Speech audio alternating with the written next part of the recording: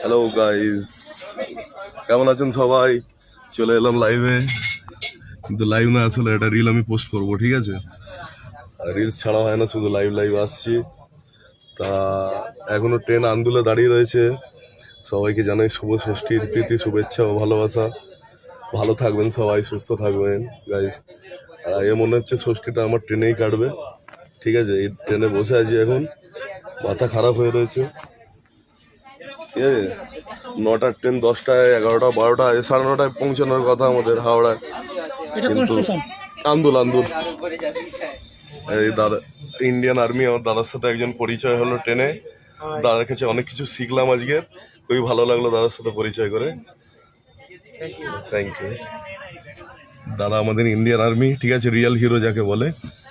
পরিচয় হলো ট্রেনে দাদার সাথে, নম্বর নিলাম, দাদা অনেক কিছু শেখালো। ভাই তুমি এইভাবে রিলস ফিলস করো, এইভাবে পোস্ট করো, ঠিক আছে?